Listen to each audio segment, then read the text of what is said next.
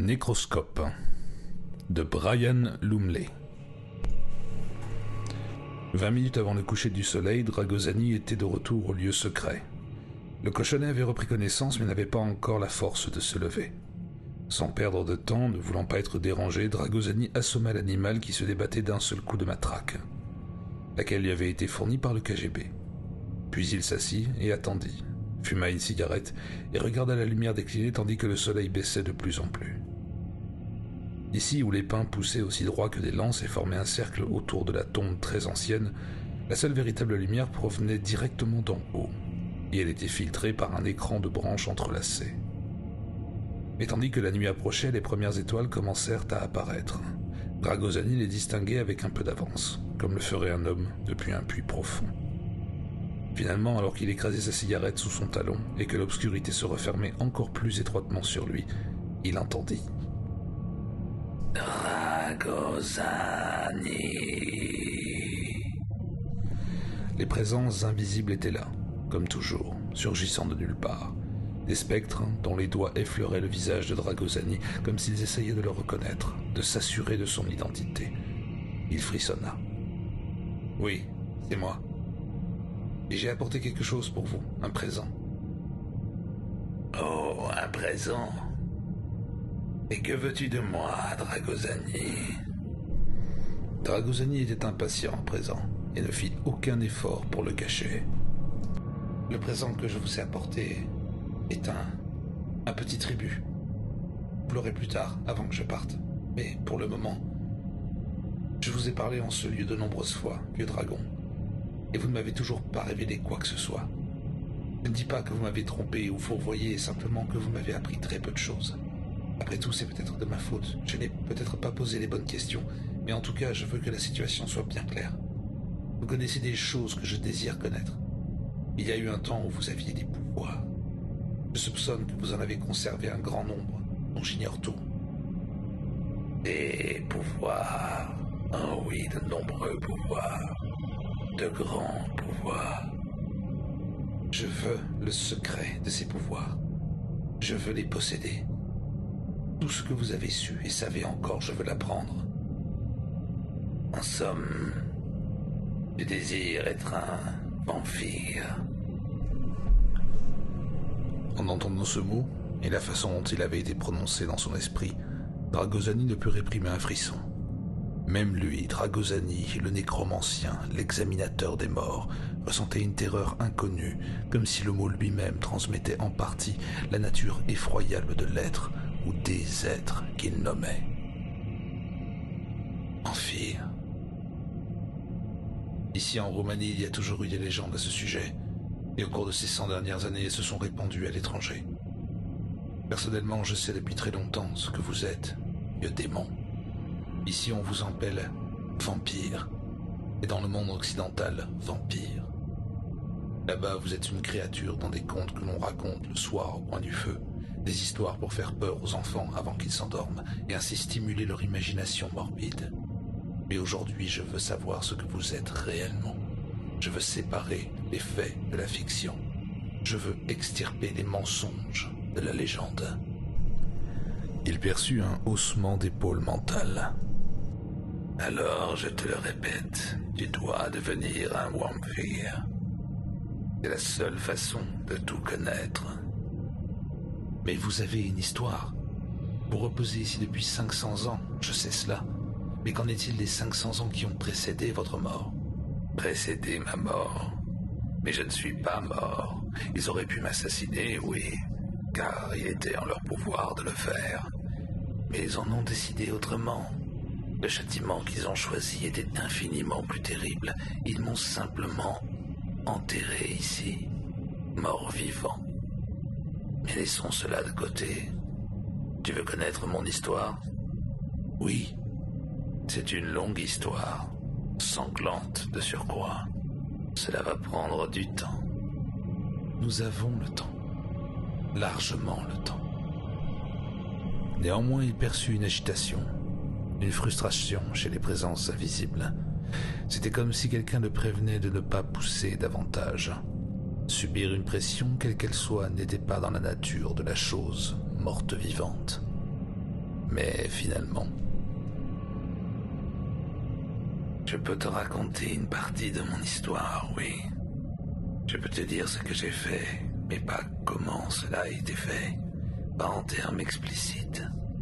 Connaître mes origines, mes racines ne t'aidera pas à faire partie des Vamphyries, ni même à les comprendre. Je peux pas davantage t'expliquer comment être un vampire. Pas plus qu'un poisson ne pourrait expliquer comment être un poisson, ou un oiseau. Si tu essayais d'être un poisson, tu te noierais. Si tu te jetais du haut d'une falaise comme un oiseau, tu tomberais et tu t'écraserais au sol. Et si les voix de créatures aussi simples que celles-là sont inaccessibles, alors que dire des voix des Vamphyries? Je ne peux rien apprendre de ces voix alors.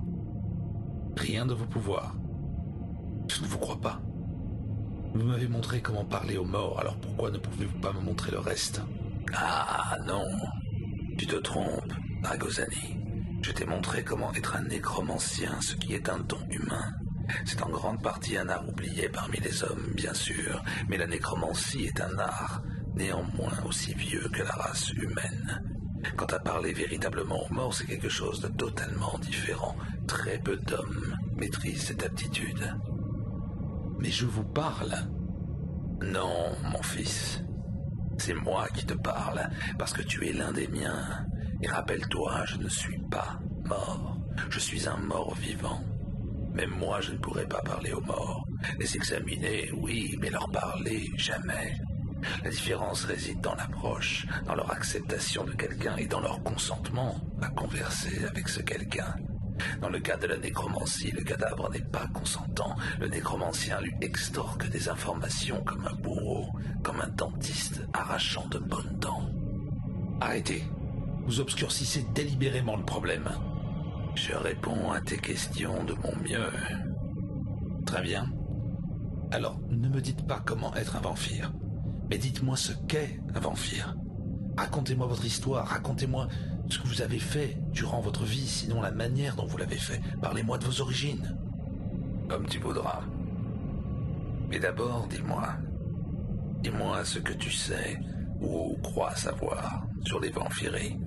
Parle-moi de ces mythes, de ces contes de bonnes femmes que tu as entendus, un domaine que tu sembles connaître parfaitement.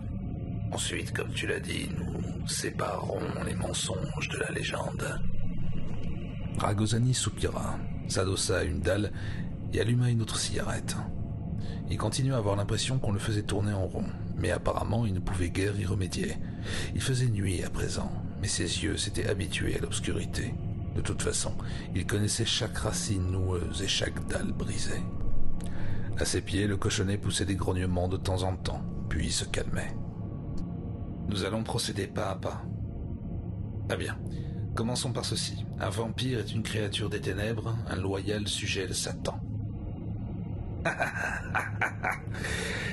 Shaitan a été le premier de tous les Vamphyries, dans nos propres légendes. Les créatures des ténèbres, oui, car la nuit est notre élément, nous sommes différents. Mais il y a un proverbe. La nuit, tous les chats sont gris. Ainsi donc, la nuit, nos différences ne sont pas si grandes, ou ne semblent pas l'être. Et avant que tu le demandes, laisse-moi te dire ceci. Du fait de notre penchant pour les ténèbres, le soleil est nocif pour nous. Nocif? Il vous détruirait?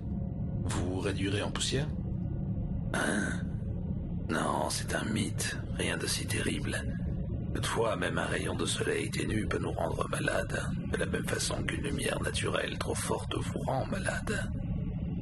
Vous redoutez la croix? Le symbole du christianisme? Je hais la croix, nuance. Pour moi, elle est le symbole de tous les mensonges, de la perfidie. Mais la redouter, non. Êtes-vous en train de me dire que si on brandissait une croix devant vous, crucifix sacré, cela ne brûlerait pas votre chair?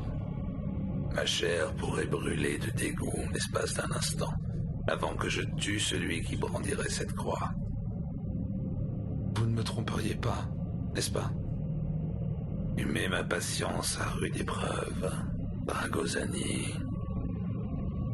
Vous n'avez pas de reflet, ni dans un miroir, ni dans l'eau. De la même façon, vous n'avez pas d'ombre. Ah, une simple conception erronée, mais non dénuée de fondement. Le reflet que je projette n'est pas toujours le même et mon ombre ne correspond pas toujours à ma forme. Vous voulez dire que vous êtes fluide, que vous n'êtes pas solide, que vous pouvez changer de forme? Je n'ai pas dit cela. Alors expliquez-vous. Tu ne veux donc pas laisser un peu de mystère, Dragosani? Non, je suis sûr que non. Je crois que cela pourrait répondre à 2 questions en même temps. Votre aptitude à vous changer en chauve-souris ou en loup, par exemple. Cela fait également partie de la légende. Si c'est une légende, alors êtes-vous, oui ou non, un changeur de forme? Non. Mais je pourrais donner l'impression d'être une créature de ce genre. En fait, un changeur de forme, cela n'existe pas. Je n'en ai jamais rencontré. Très bien. Je vais te le dire. Que sais-tu du pouvoir de l'hypnotisme? L'hypnotisme? L'hypnotisme? L'hypnotisme de masse? Voilà comment vous procédez. Bien sûr. Cela peut tromper l'esprit, mais cela ne peut pas tromper un miroir. Et même si je peux avoir l'apparence d'une chauve-souris qui volette ou d'un loup qui bondit, mon ombre est néanmoins celle d'un homme. Ah, la mystique s'effondre. Hein, Dragosani? Vous ne pouvez pas traverser une eau vive. Vous pourriez vous y noyer. J'ai peut-être une autre réponse à cela.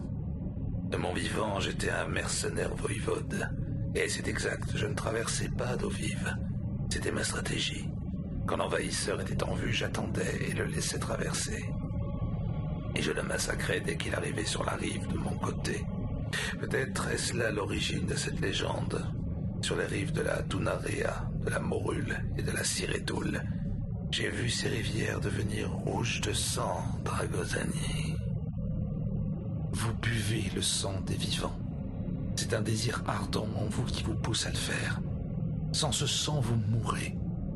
Votre nature totalement maléfique exige que vous vous nourrissiez de la vie des autres. Le sang est la vie. Ridicule. Quant au mal, c'est un état d'esprit. Si tu acceptes le mal, tu dois accepter le bien. Il se peut que je ne sois pas très au courant de ton monde, Dragosani, mais dans le mien, le bien se faisait plutôt rare. Quant au fait de boire du sang, manges-tu de la viande? Bois-tu du vin? Naturellement, tu dévores la chair des animaux et tu bois le sang de la vigne. Est-ce mal?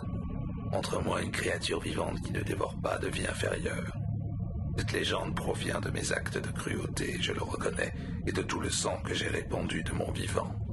Quant à savoir pourquoi j'étais si cruel, il m'a semblé que si mes ennemis croyaient que j'étais un monstre, ils hésiteraient à m'affronter. Alors j'ai agi comme un monstre. Et si ma légende a persisté si longtemps et continue à engendrer une telle terreur, qui peut dire que j'avais tort? Cela ne répond pas à ma question. Et moi, je suis fatigué. Sais-tu ce que cela me coûte, ce genre d'inquisition? Bon, peut-être que je suis l'un de tes cadavres, Dragosani. Un bon sujet pour un examen de nécromancie. Une dernière question. Très bien. Si tu le dois. Selon la légende, la morsure du vampire change à leur tour les hommes ordinaires en vampires. Si vous buviez mon sang, être ancien, est-ce que je deviendrais comme vous, un mort-vivant? Un long silence s'ensuivit, durant lequel Dragosani perçut un certain désarroi, un effort mental pour trouver une réponse. Finalement, le démon dans le sol répondit. Il fut un temps, quand le monde était jeune, où les forêts étaient peuplées de grandes chauves-souris et de toutes sortes de créatures. Une maladie détruisit la plupart d'entre elles. Une maladie particulièrement horrible. Mais certaines apprirent à vivre avec. À mon époque, il existait une espèce qui buvait le sang d'autres animaux, et également celui des hommes. Les chauves-souris étaient porteuses de la maladie, aussi la transmettaient-elles à ceux qu'elles mordaient. Et les victimes infectées semblaient présenter certaines caractéristiques qui... Arrêtez. Vous parlez de la chauve-souris vampire qui existe aujourd'hui en Amérique centrale, en Amérique du Sud. Cette maladie est la rage. Et je ne vois pas le rapport. L'Amérique. Un nouveau pays. On ne l'avait pas encore découvert à votre époque. C'est un pays immense, riche et très très puissant. Ah, si tu le dis, bien. Tu devras me décrire ce nouveau monde plus en détail, mais une autre fois. Car maintenant je suis fatigué. Pas si vite. Êtes-vous en train de dire que je ne deviendrai pas un vampire si vous me mordiez? Essayez-vous de me faire croire que la légende est sans fondement, excepté ce prétendu rapport avec les chauves-souris vampires? Ça ne marche pas, vieux démon, car c'est votre nom que l'on a donné à la chauve-souris et non l'inverse. Vous m'avez demandé si je désirais faire partie des Vamphyries. Et comment pourriez-vous faire de moi un vampire sinon de cette manière? Pourrais-je être investi vampire alors, comme vous avez été jadis dans l'ordre du dragon? Ah, plus de mensonges, vieux démon, je veux uniquement la vérité. Et si vous êtes réellement mon père, pourquoi cherchez-vous à me la cacher? De quoi avez-vous peur? Tu m'avais promis un présent, un petit tribut, et tu ne m'as apporté que lassitude et tourment. Je suis une étincelle qui s'éteint, mon fils, une braise qui meurt. Tu as maintenu en vie la flamme vacillante, et tu voudrais maintenant l'éteindre. Laisse-moi dormir à présent, si tu ne veux pas m'épuiser complètement. Le jeune homme serra les dents, émit un grognement rauque de frustration et saisit le cochonnet par les pattes de derrière. Il se leva d'un bond, sortit un couteau à cran d'arrêt et le déplia d'un coup. La lame brilla, acérée comme un rasoir. Le cochonnet se débattit et couina une fois. Dragosani lui trancha la gorge et laissa le sang écarlate gicler puis imbiber la terre sombre. Un vent se leva immédiatement et soupira dans les pins. Son souffle ressemblait à la voix de la chose dans le sol. Dragosani lança le cadavre du cochonnet vers les petites racines enchevêtrées, recula, prit son mouchoir et s'essuya les mains. Les présences invisibles s'avancèrent furtivement. « Arrière! Arrière, fantôme d'homme! C'est pour lui, pas pour vous !» Descendant entre les pins dans une obscurité totale, Dragosani était aussi agile qu'un chat. À sa façon, lui aussi, il était une créature de la nuit, mais une créature vivante. En pensant à la vie, à la mort, à la non-mort, il eut un sourire dépourvu d'émotion et regarda vers l'obscurité tout en repensant à la seule question qu'il n'avait pas posée. Comment pouvait-on tuer un vampire? Réellement, définitivement. Non, il n'avait pas posé cette question-là, à la chose dans le sol, pas dans un lieu comme celui-ci, à une heure où dominait l'obscurité. Car qui pouvait prévoir quelle serait sa réaction, si réaction il y avait? Ce pouvait être une chose très dangereuse, et de toute façon, Dragosani croyait déjà connaître la réponse. Le jour suivant était un jeudi. Dragosani avait passé une mauvaise nuit, c'était à peine s'il avait dormi. Et il se leva de bonne heure. Il regarda par la fenêtre et aperçut Ilse et Kinkowski qui donnaient à manger au poulet. Ceux-ci étaient sortis de la cour de la ferme et allaient et venaient sur l'herbe au bord de la route de campagne. Du coin de l'œil, elle vit bouger à la fenêtre et leva la tête vers lui. Dragosani avait ouvert la fenêtre en grand et respirait l'air du matin à plein poumon. Appuyé sur le rebord, penché vers la lumière, sa peau était aussi pâle que de la neige. Ilse regarda son torse nu.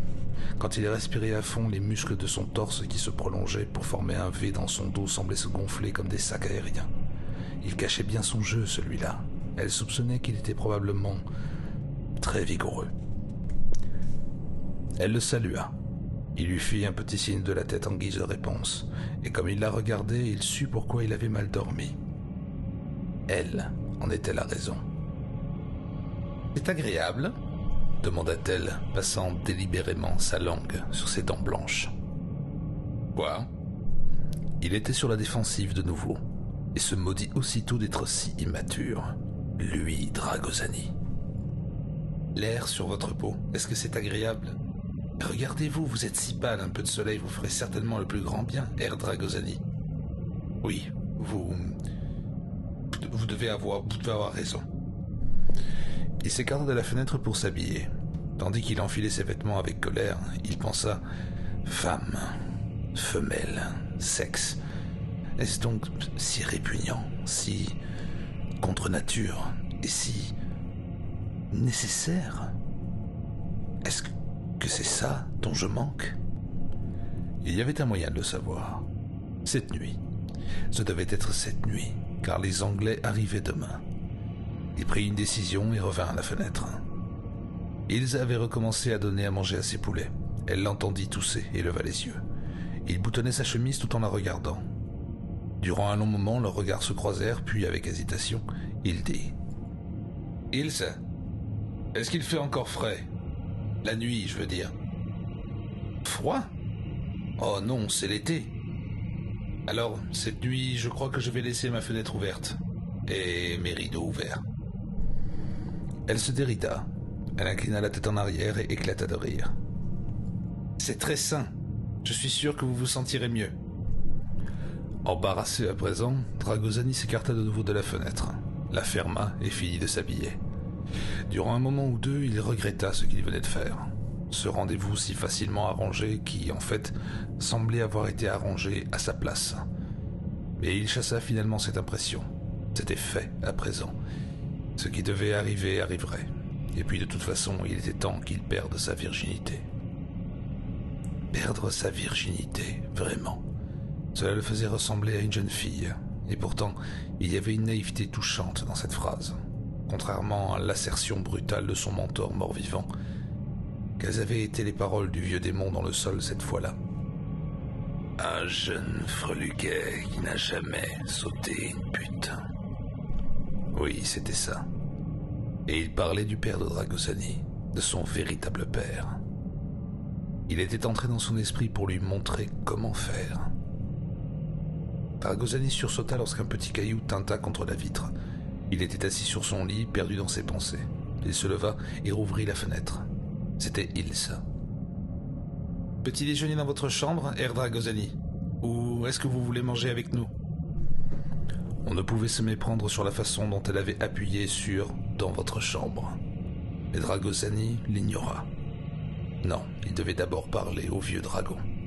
« Je vais descendre. » Il plissa les yeux d'un air pensif en voyant la déception qui était immédiatement apparue sur le visage d'Ilse. Oh oui, il avait besoin d'aide pour cette fois, sa première fois. Ilse devait savoir exactement quoi faire, et lui ne savait rien.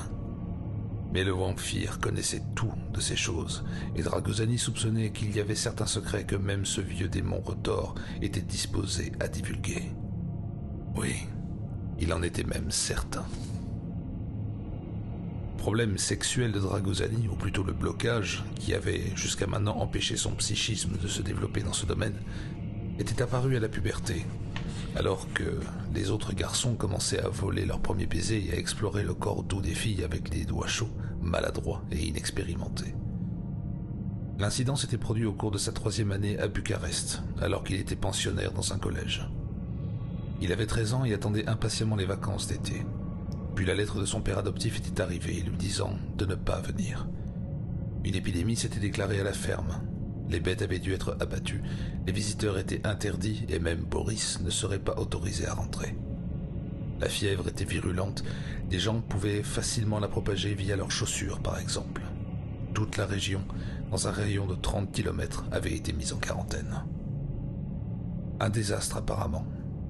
Mais ce n'était pas nécessairement un pour Boris.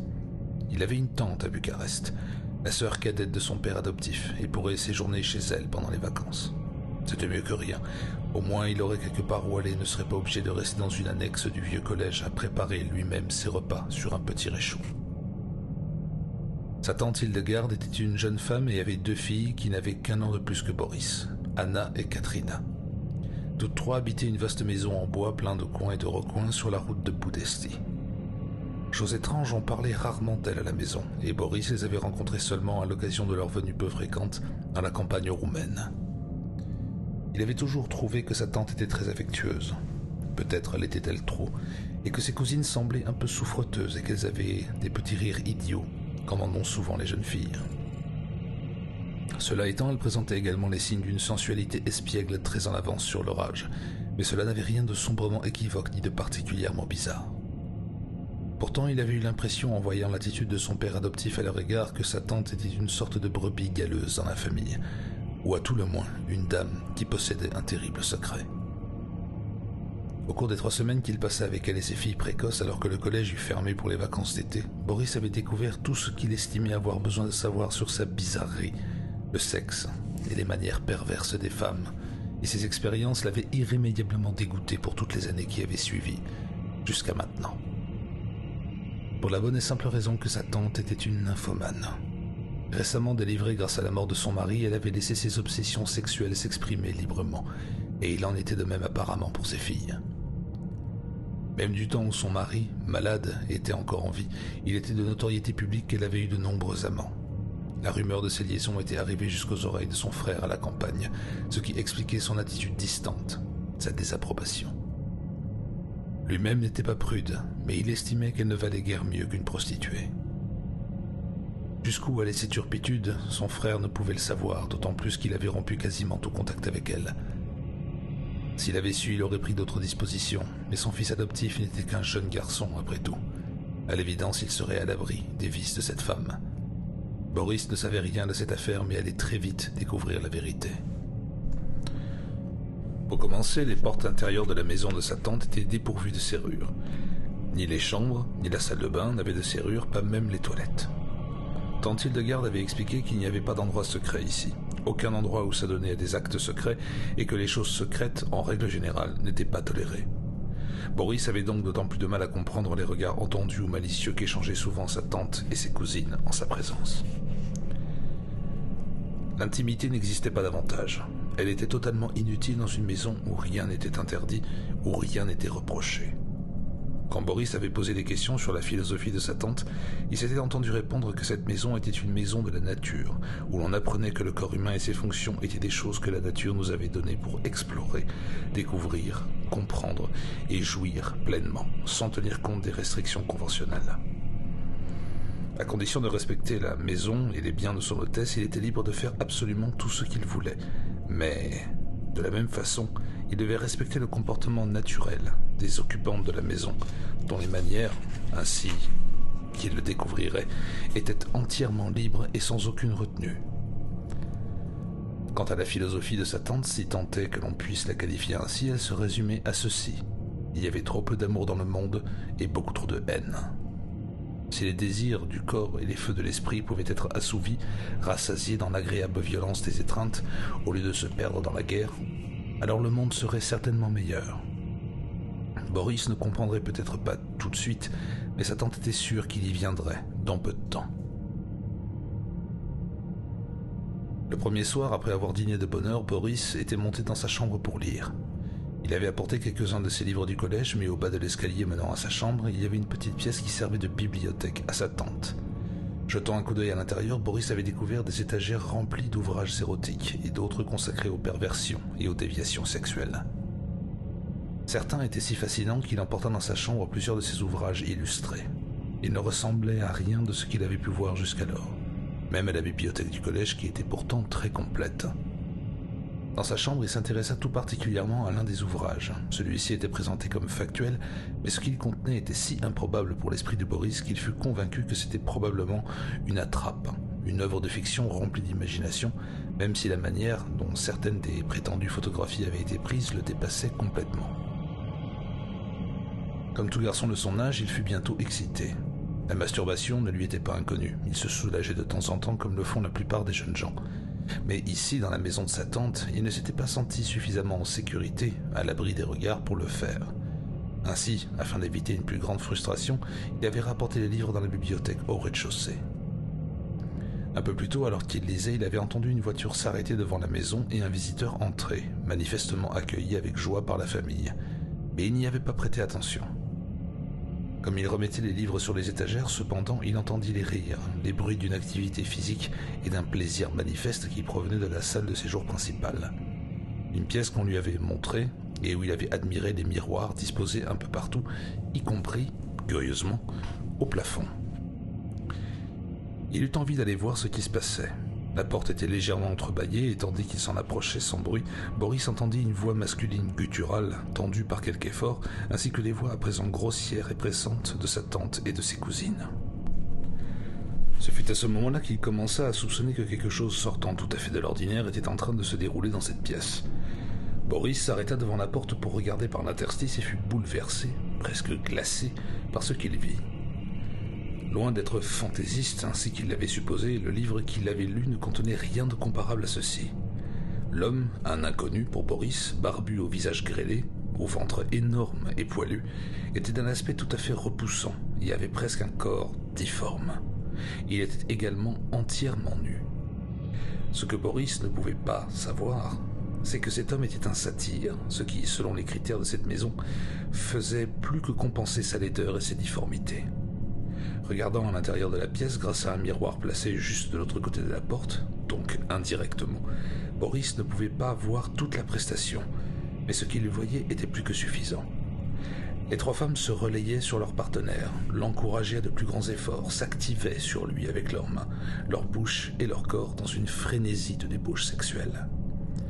Celui-ci était allongé sur un divan tandis que la plus jeune des sœurs, Anna, était agenouillée à califourchon sur lui et faisait littéralement des bonds. Chaque fois que son corps se soulevait, il laissait apparaître presque toute la longueur et la grosseur du membre de l'homme luisant des sécrétions de leur corps vibrant.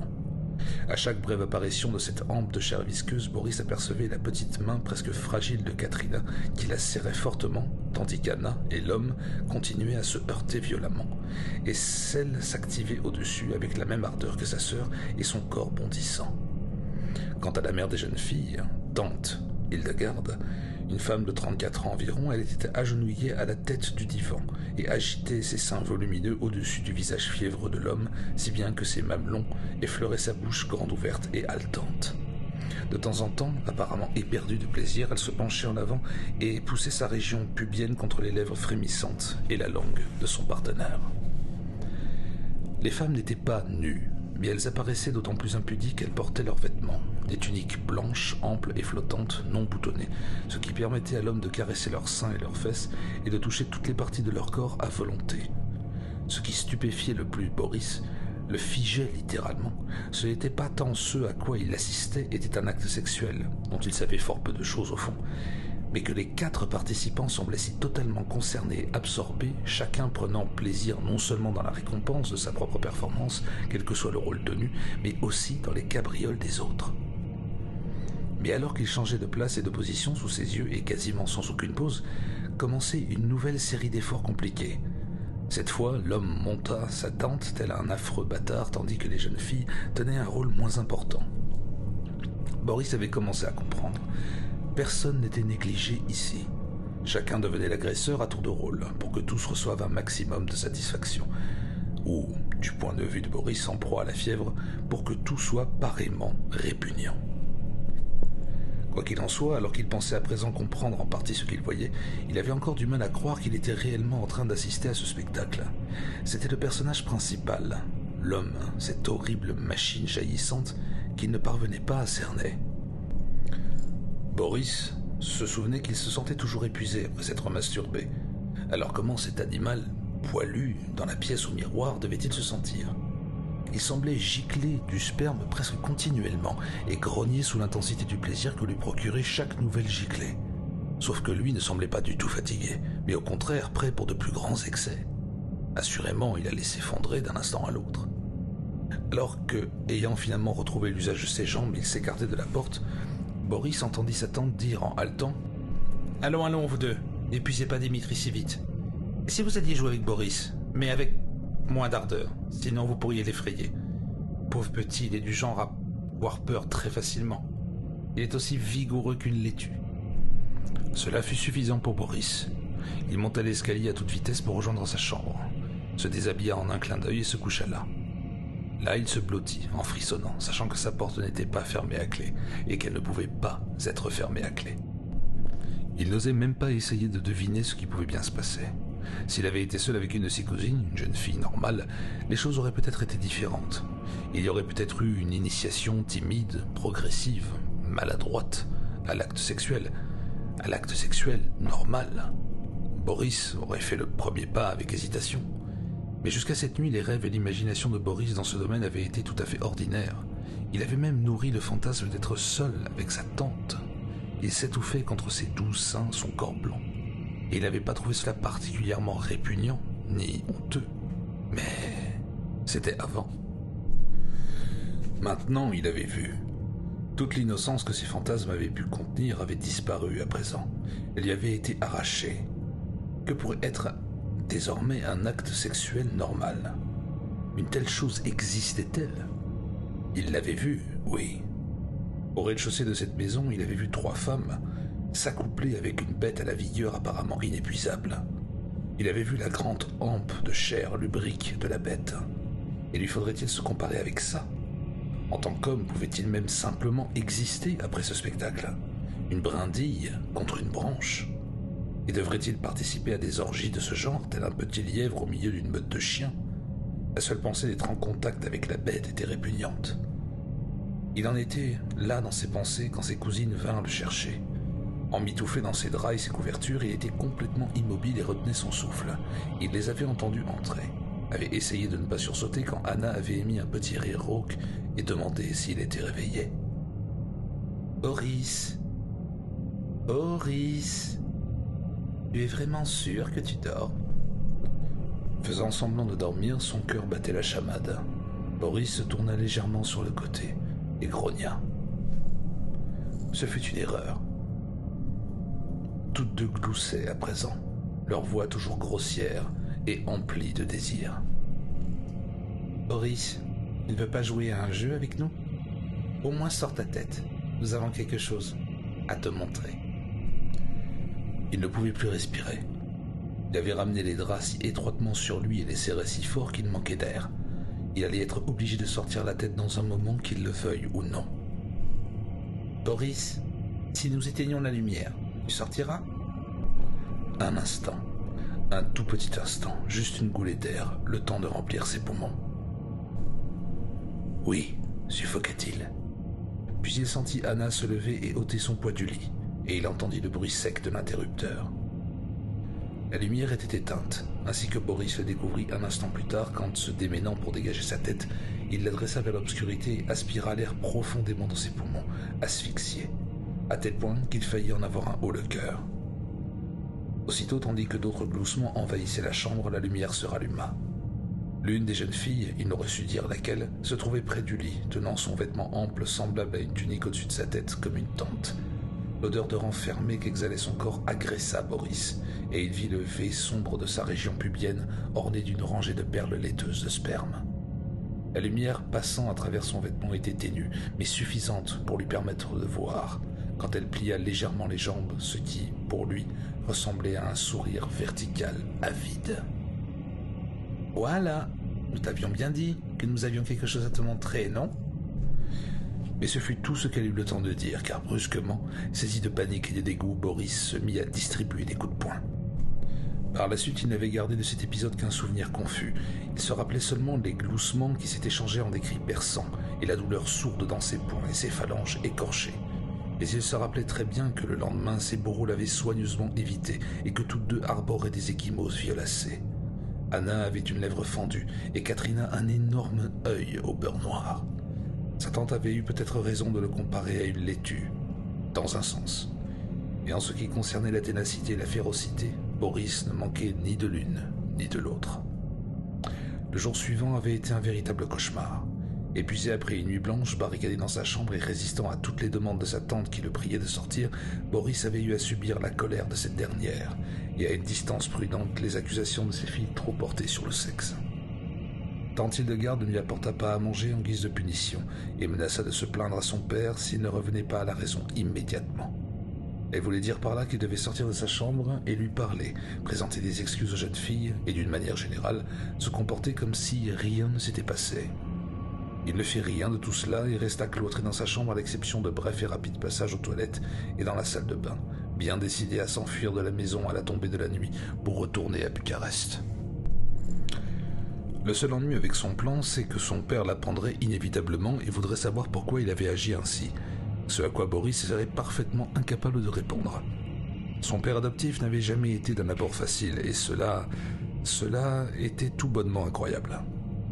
Même en supposant qu'il puisse le croire et qu'il accepte d'entendre tout ce qui s'était passé, est-ce que des doutes subsisteraient quant à la participation de Boris ? Peut-être penserait-il que son fils avait pris part à ces orgies de manière active, voire volontaire. De plus, il y avait d'autres difficultés. Boris n'avait pas d'argent et aucune disposition n'avait été prise pour lui au collège.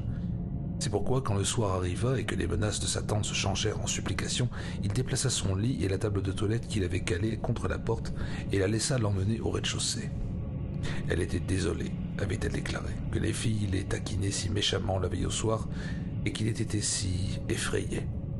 Qu'avait-elle bien pu faire pour le bouleverser ainsi, pour qu'il ait réagi si violemment? Cela dépassait son entendement, mais quoi qu'il en soit, c'était terminé maintenant, et Boris devait essayer de tout oublier. Cela ne pouvait que causer des ennuis entre elle et son frère s'il l'apprenait, quoi qu'il ait pu se passer. Oh oui, car il l'accusait toujours de tous les maux. Boris avait acquiescé en silence. Cela causerait des ennuis sans aucun doute, et encore plus s'il était fait mention de la bête. Mais sa tante ne savait pas qu'il était au courant de cela, et il était préférable qu'elle continue à l'ignorer. Autrement, la mystification tout entière s'écroulerait. En tout cas, le satyre n'était plus dans la maison, et Boris espérait qu'il ne reviendrait pas.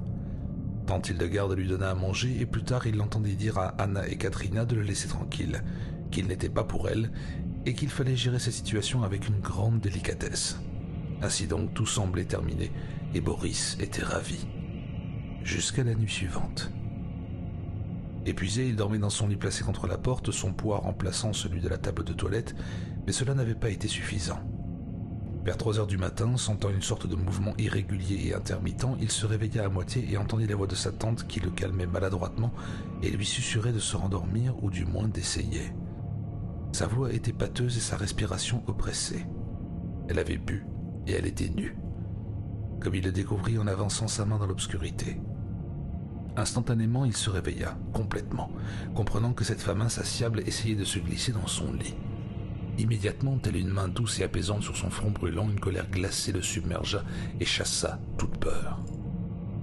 « Tante Hildegarde, allumez la lumière, s'il vous plaît. »« Ah, mon cher garçon, tu es réveillé, tu veux me voir. Mais allons. J'étais dans mon lit, Boris, et j'ai bien peur de ne pas avoir de vêtements sur moi. Ces nuits d'été sont si chaudes. Je me suis levé pour boire un verre d'eau et j'ai dû entrer dans ta chambre par erreur. » Tandis qu'elle finissait de parler, ses seins effleurèrent le visage de Boris. Grinçant des dents et se détournant d'elle de nouveau, Boris répéta « Allumez la lumière. »« Mais c'est très coquin de ta part, Boris. » Elle fit semblant de protester en prenant une voix de petite fille. Néanmoins, elle trouva le commutateur. Momentanément éblouie, elle se tint là, entièrement nue, à l'endroit où elle avait repoussé le lit pour ouvrir la porte. Puis elle lui adressa un sourire légèrement ivre, ce qui eut pour effet de la faire paraître complètement stupide et répugnante. Et elle s'avança vers lui, les bras tendus. Elle vit alors qu'il était entièrement habillé, remarqua pour la première fois l'expression étrange sur son visage et porta vivement la main à sa bouche. Il avait sorti ses jambes du lit et glissé ses pieds dans ses chaussures. « Ma tante, vous allez sortir de cette chambre immédiatement, s'il vous plaît, et ne plus y rentrer. Si vous ne le faites pas, c'est moi qui partirai, et si la porte d'entrée est verrouillée, je briserai une fenêtre. Ensuite, dès que je le pourrai, je raconterai à mon père adoptif ce qui se passe exactement dans cette maison. » « Ce qui se passe ?» Elle se dégrisait rapidement. Elle essayait de lui prendre la main, l'air vaguement inquiet désormais. « À propos des hommes qui viennent ici, pour vous baiser, vous et mes cousines, comme les gros taureaux qui montent sur les vaches de chez mon père adoptif. »« Alors tu as vu ?»« Sortez !» Boris la regarda d'un air méprisant, un air qu'il adopterait dorénavant dans ses relations avec les femmes, puis il essaya de la pousser dehors. Ses yeux se réduisirent à des fentes et elle lui cracha. « Alors c'est donc ça ? Les grands garçons du collège t'ont eu les premiers, c'est ça ? Tu les préfères aux filles, apparemment. Dehors, sinon je pars immédiatement, et je raconterai tout non seulement à mon père, mais aussi à tous les policiers que je rencontrerai entre ici et Bucarest. Je leur parlerai de votre bibliothèque remplie de livres porno, ce qui à elles seules pourrait vous valoir la prison, et de vos filles qui, bien qu'encore adolescentes, sont déjà pires que des prostituées. » « Des prostituées ? Elles ne pourront jamais être aussi totalement corrompues que vous. » Elle s'était effondrée, en larmes, et elle l'avait laissé la pousser hors de la chambre sans protester. Le reste de la nuit, il l'avait passé à dormir, profondément, sans être dérangé. Cela avait été la fin de cette histoire. À midi le lendemain, alors que Boris prenait un repas solitaire en silence, son père adoptif était arrivé pour le ramener à la maison. Le problème avec les bêtes était réglé. Cela n'avait pas été si grave tout compte fait. Dieu merci. Boris n'avait jamais été aussi content de voir quelqu'un de toute sa vie, et il fit de gros efforts pour ne pas trop le montrer. Tandis qu'il rassemblait ses affaires, Tantildegarde passa une demi-heure apparemment cordiale, sinon circonspecte avec son frère, lequel se fit un devoir de demander des nouvelles de ses nièces, aucune des deux n'étant présente. Puis, après de brefs adieux, Boris et son père adoptif la laissèrent pour prendre le chemin du retour. À la grille d'entrée, comme il montait dans la voiture, Tantildegarde parvint à attirer le regard de Boris. Il vit dans son expression, juste une seconde avant qu'elle leur dise au revoir de la main, qu'elle l'implorait. Ses yeux le suppliaient de ne rien dire. En réponse, il lui adressa une fois encore cet air de mépris infiniment pire qu'un rictus ou qu'une menace, qui en disait plus sur ce qu'il pensait qu'un millier de mots n'auraient pu le faire. En tout cas, il n'avait jamais parlé à quiconque de cette horrible visite, et il ne le ferait jamais, pas même à la chose dans le sol. La chose dans le sol, le vieux démon, le vampire. Il l'attendait. Que pouvait-il faire d'autre ? Quand Dragosani arriva près de la tombe peu avant le crépuscule, avec un autre cochonnet dans un sac en toile, il était éveillé, en colère, étendu là dans le sol et fulminait. Tandis que le bord du soleil touchait le bout du monde et que l'horizon lointain se changeait en sang, il fut le premier à parler. « Dragosani, je sens ton odeur, Dragosani. Es-tu venu pour me tourmenter avec d'autres questions, d'autres exigences ? As-tu l'intention de voler mes secrets, Dragosani, petit à petit, morceau par morceau, jusqu'à ce qu'il ne reste plus rien de moi? Et ensuite, alors que je repose ici dans cette terre froide, comment me récompenseras-tu? Avec le sang d'un cochon. Ah, je vois que c'est le cas. Encore un cochonnet. Pour quelqu'un qui est si souvent baigné dans le sang de milliers d'hommes, de vierges et d'armées entières. Du sang reste du sang, vieux dragon. Et je remarque que vous êtes plus vif ce soir grâce à celui que vous avez bu la nuit dernière. Grâce à ce que j'ai bu? Non, c'est la terre qui en a profité, Dragosani, et non ces vieux os.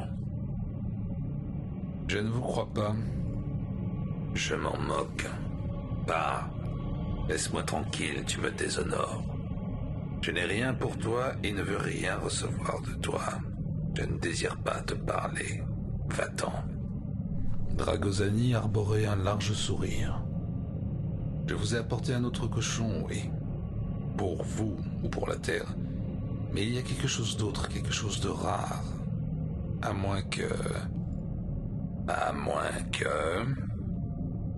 Cela fait peut-être trop longtemps. Peut-être que vous n'êtes plus capable de le faire. Peut-être est-ce impossible, même pour vous. Car, après tout, qu'êtes-vous sinon une chose morte? Ou une chose morte vivante, si vous insistez. J'insiste. Est-ce que tu te moques de moi, Dragosani? Que m'apportes-tu cette nuit? Que vas-tu me donner? Que proposes-tu? Peut-être est-ce plus que ce que nous pouvons nous donner l'un l'autre. Continue. Dragosani lui dit ce qu'il avait en vue, exactement ce qu'il avait l'intention de partager. Et tu voudrais passer un marché? Que souhaites-tu me donner en échange de ce partage? La connaissance. Je ne suis qu'un homme avec un savoir d'homme sur la question des femmes. Il s'interrompit, troublé, car l'être ancien gloussait. Lui mentir avait été une erreur. Oh, un savoir d'homme sur la question des femmes. Un savoir complet, hein, Dragosani? Je n'ai pas eu le temps d'apprendre. Mon travail, les études, l'occasion ne s'est jamais présentée. Le temps, les études, l'occasion. Dragosani, tu n'es plus un enfant. J'avais 11 ans quand j'ai déchiré mon premier hymen, voilà 1000 ans. Après cela, vierge, garce, putain, quelle importance.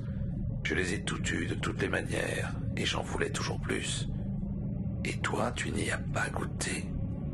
Tu ne t'es pas trempé dans la sueur, les sécrétions et le doux sang chaud d'une femme, pas une seule fois. Et tu oses me traiter de choses mortes. L'être ancien éclata de rire d'une façon outrageante, obscène, et trouvait cela si incroyablement ridicule. Son rire ne s'arrêtait plus, devenant un déluge, un raz-de-marée, un océan de rire qui rugissait dans la tête de Dragosani et menaçait de le noyer. « Allez au diable! Allez au diable! Allez au diable! Vous m'entendez ?» L'être ancien demeura silencieux un moment, laissant une humeur aussi visqueuse qu'une limace de cauchemar dans l'esprit de Dragosani. « Mais je suis déjà damné, mon fils. Oui.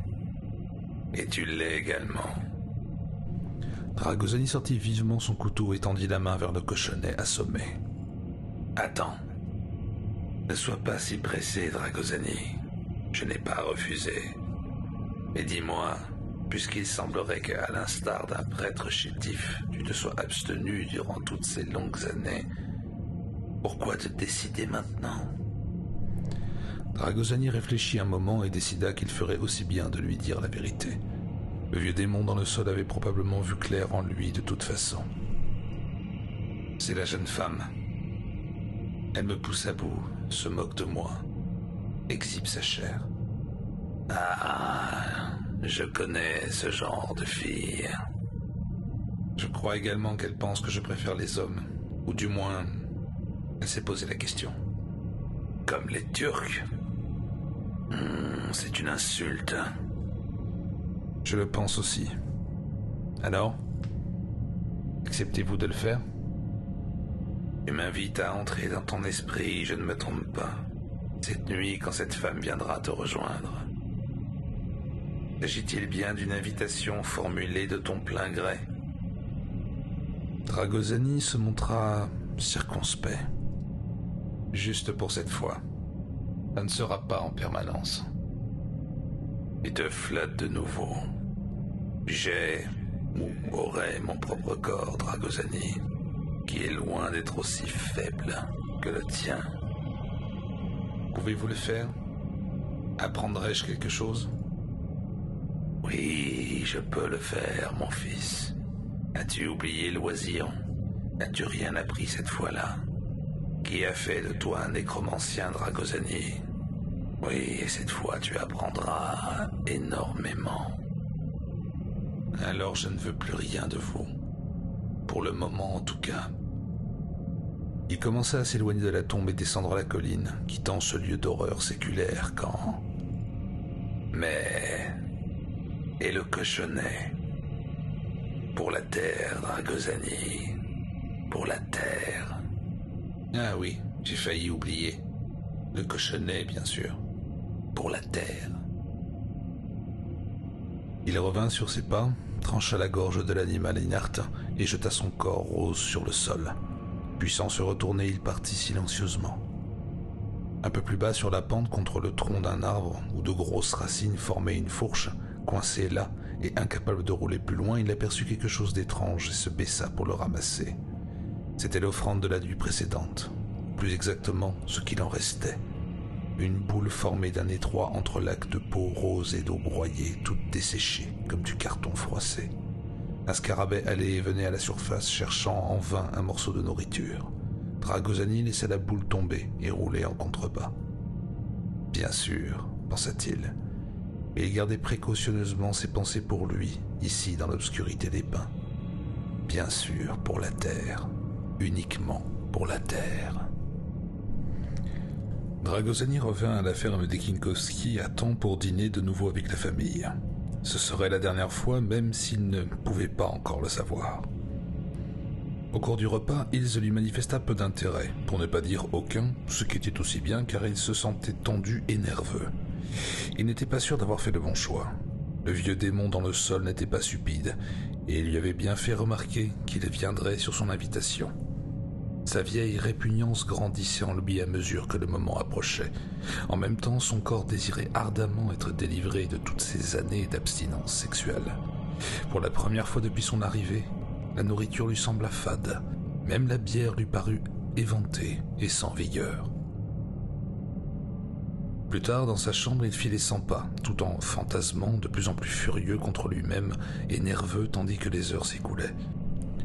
Pour la 3e ou 4e fois depuis le dîner, il sortit la demi-douzaine d'ouvrages sur le vampirisme qu'il avait apporté avec lui, lut les passages pertinents, rangea les ouvrages de nouveau dans une valise, à l'abri des regards.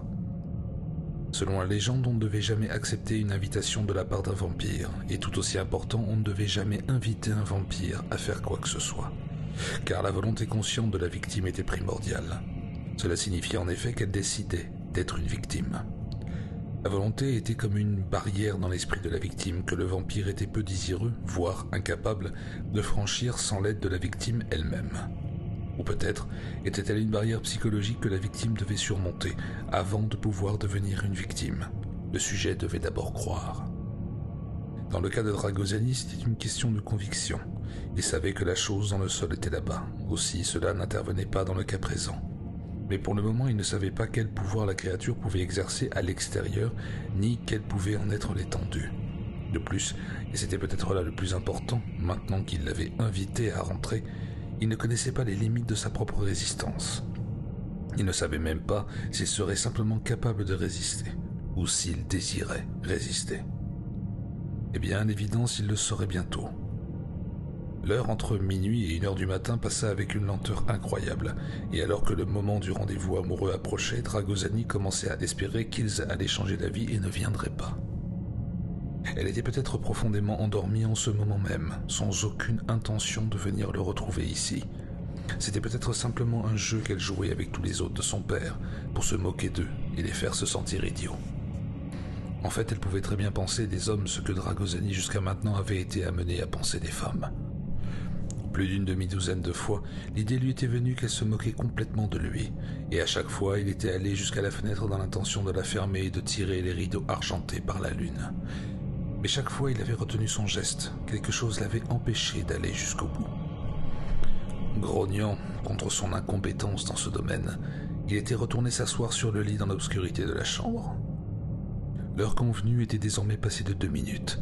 Se traitant de bouffon et se précipitant vers la fenêtre une fois encore, il était sur le point de la fermer violemment quand, en bas, dans la cour de la ferme éclairée par la lune, se déplaçait telle une ombre parmi les ombres, une silhouette, sombre et diaphane, avançait d'un pas léger, et la fenêtre de la chambre d'Ilse Kinkowski, légèrement entr'ouverte, semblait lui sourire avec son visage, ses yeux rusés.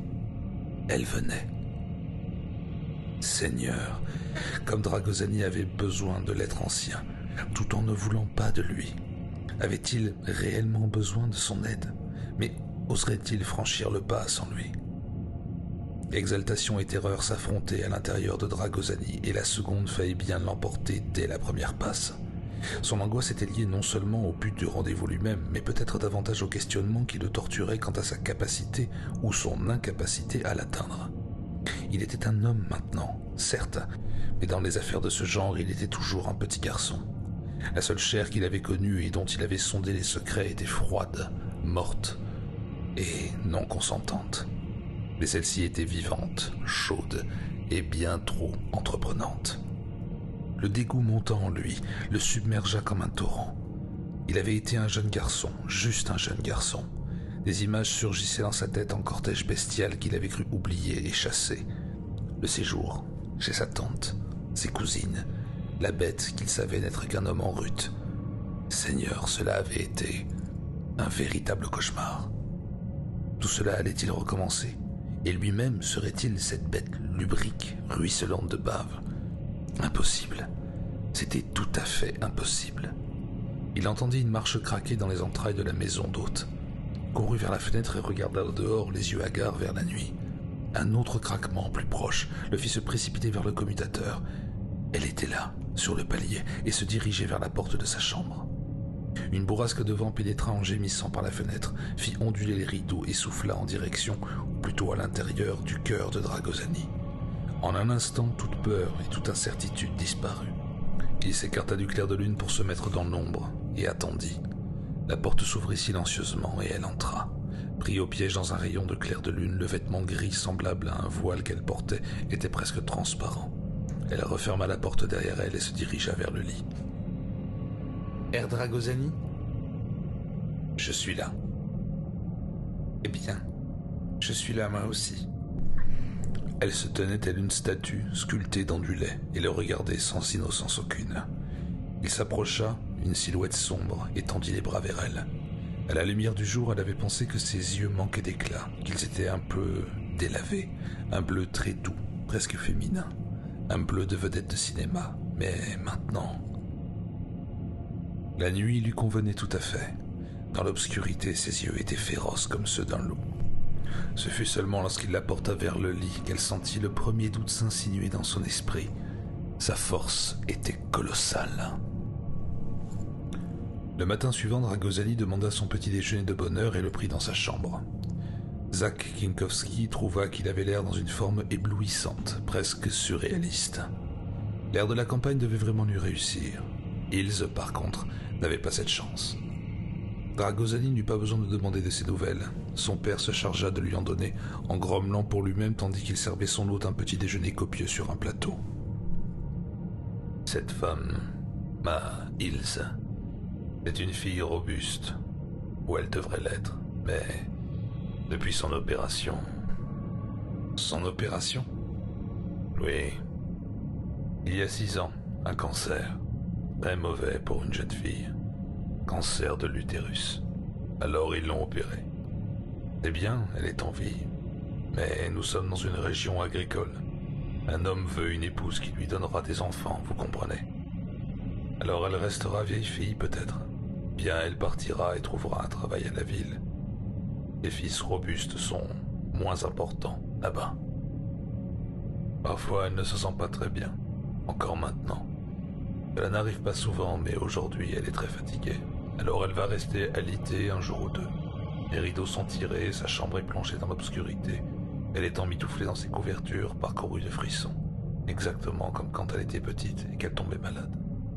Elle dit qu'elle ne veut pas voir de docteur, mais je suis inquiet à son sujet. Il ne faut pas. Je veux dire, vous ne devez pas vous inquiéter pour elle. C'est une adulte maintenant. Elle sait certainement ce qui est le mieux pour elle.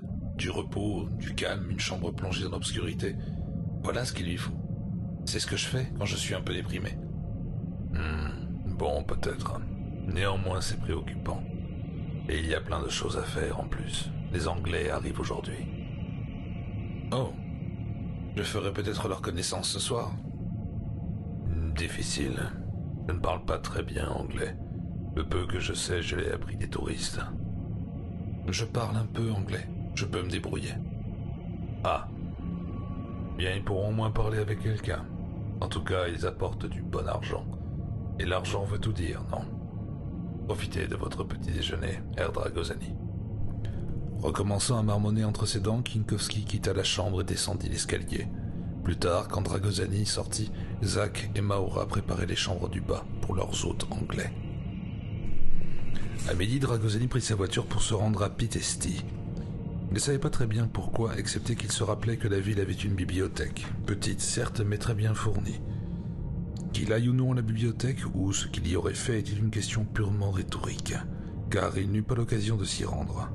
La police locale l'arrêta avant.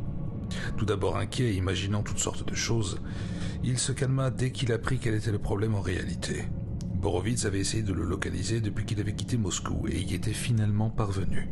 C'était étonnant que Dragosani n'ait pas été intercepté à la frontière quand il était arrivé en Roumanie. Les autorités locales avaient suivi sa trace jusqu'à Ionesti et de là jusqu'à la ferme de Kinkowski. En fait, c'était sa Volga qu'elles avaient suivie. Il n'y en avait pas beaucoup en Roumanie, surtout avec des plaques d'immatriculation de Moscou.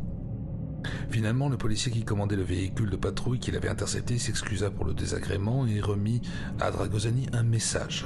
Il s'agissait simplement du numéro de téléphone de Borovitz à Moscou sur la ligne sécurisée.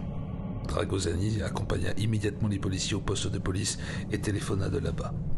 À l'autre bout du fil, Borovitz alla droit au but. Boris, reviens aussi vite que possible. Que se passe-t-il ? Un membre du personnel de l'ambassade américaine a eu un accident au cours d'une excursion.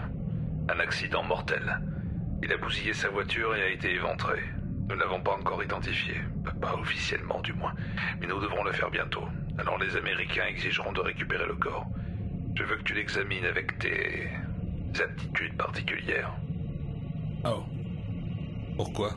Est-il si important ? Depuis quelque temps, nous le soupçonnions, lui et un ou deux autres, de faire de l'espionnage. La CIA, probablement.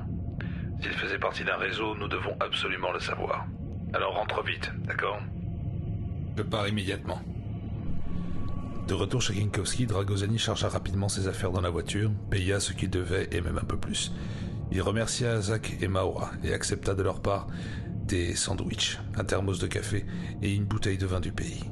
Cependant, malgré tous les cadeaux d'adieu qu'il lui faisait, il était évident que Zach le considérait avec une certaine méfiance. Vous m'aviez dit que vous étiez entrepreneur de pompes funèbres.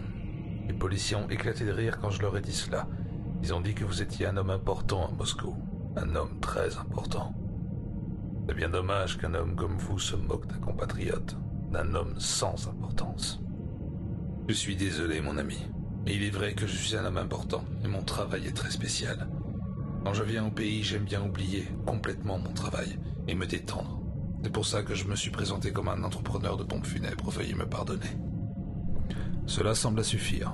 Zach Kinkowski aborda un large sourire et ils se serrèrent la main. Puis Dragosani monta dans sa voiture. De derrière ses rideaux tirés, Ilse le regarda partir et poussa un soupir de soulagement. Il était peu probable qu'elle rencontre de nouveau un jour un homme comme lui. Et peut-être était-ce aussi bien, toutefois. Ses ecchymoses étaient encore bien visibles, mais elles s'estomperaient très vite. De toute façon, elle pouvait toujours dire qu'elle avait eu un étourdissement, qu'elle avait trébuché ou qu'elle était tombée. Les ecchymoses disparaîtraient, mais pas de souvenir de leur provenance. Elle soupira de nouveau et frissonna de délices. Pause 1. Au dernier étage d'un hôtel réputé de Londres, dans une suite de bureaux privés, Alec Kyle était assis au bureau de son ex-patron et prenait frénétiquement des notes en sténo. Le fantôme qui se tenait en face de lui de l'autre côté de la table de travail avait parlé rapidement, d'une voix douce et parfaitement modulée, pendant plus de 2h30. Kyle avait des crampes dans le poignet. Sa tête lui faisait mal en raison des innombrables images bizarres qui s'y étaient implantées. Il était certain que le fantôme disait la vérité, toute la vérité. Quant à savoir comment il, ou ça, connaissait toutes ces choses qu'il relatait avec une telle facilité, ou pourquoi il les relatait, qui pouvait dire quelle connaissance une créature de ce genre devait avoir ou non, exposée ou non. Mais Kyle était certain d'une chose à présent. Les informations qu'il avait prises en note étaient extrêmement importantes, et il devait également s'estimer privilégié d'être l'intermédiaire par lequel elles étaient communiquées. Comme une douleur se propageait brusquement dans son avant-bras depuis le poignet, l'amenant à lâcher son crayon et à saisir sa main, prise d'un bref spasme, son mystérieux visiteur s'arrêta de parler. C'était une occasion aussi bonne qu'une autre, se dit Kyle, et il se sentit reconnaissant. Il se massa la main et le poignet pendant 1 minute, puis il prit un taille-crayon, en affûta la pointe de son crayon pour la 9e ou 10e fois au moins. Pourquoi ne pas prendre un stylo ? Il le fit sur un ton si parfaitement naturel et empreint d'une curiosité si sincère que Kyle se surprit à répondre sans même considérer qu'il parlait à une chose qui était encore plus immatérielle que de la fumée. Je préfère les crayons, depuis toujours. Une manie, je suppose. En tout cas, ils n'ont pas besoin d'une recharge d'encre. Je suis désolé de m'être arrêté, mais j'ai l'impression d'avoir le poignet en compote. Nous avons encore beaucoup de travail. Je tiendrai le coup. Écoutez, allez vous chercher un autre café, fumez une cigarette. Je réalise à combien tout cela est étrange. Étrange pour moi aussi, mais si j'étais à votre place, mes nerfs feraient des bonds. Je trouve que vous vous comportez remarquablement bien, et nous nous entendons à merveille. Avant de venir ici, je pensais qu'il me faudrait faire plusieurs visites juste pour vous permettre de vous habituer à moi. Et comme vous pouvez le voir, nous progressons de façon satisfaisante. Oui, mais c'est le temps qui me préoccupe. Il alluma une cigarette, inhala la fumée voluptueusement, en saturant ses poumons. Vous comprenez, j'ai une réunion à 16h. Je dois essayer de convaincre des gens très importants de laisser le service en activité et de me permettre de remplacer Sir Keenan à sa tête. Alors vous comprenez, j'aimerais avoir terminé avant. Ne vous inquiétez pas. Considérez qu'ils en sont déjà convaincus. Vraiment ? Kyle se leva, alla dans le bureau principal et mit des pièces dans la machine à café. Cette fois, le fantôme le suivit et se tint derrière lui. Quand Kyle se retourna, il était là, et les meubles du bureau étaient visibles à travers lui. Il était moins consistant qu'un hologramme, qu'une bulle, qu'un ectoplasme. Kyle sursauta et renversa un peu de café, le contourna et retourna dans le bureau de Gormley. Oui, je crois que nous serons à même de faire pencher vos supérieurs en votre faveur. Nous verrons. De toute façon, je désire vous en dire un peu plus sur Harry Keough maintenant, avant de revenir à Dragosani. Désolé de passer ainsi du coq à l'âne, mais il est préférable que vous ayez un topo complet. Comme vous voulez. Vous êtes prêts? Oui, excepté... Eh bien, c'est juste que je me demandais où vous vous situiez dans tout cela. Moi? Je suppose que j'aurais été déçu si vous n'aviez pas posé la question. Et puisque vous l'avez fait, si les choses se déroulent comme je l'espère, je serai votre futur patron. Un fantôme? Mon futur patron? Je pensais que nous en avions terminé avec ça. Je ne suis pas un fantôme et je ne l'ai jamais été. Même si, je le reconnais, j'ai bien failli en devenir un. Mais nous y reviendrons, vous verrez. Nous pouvons continuer maintenant? Kyle acquiesça de nouveau.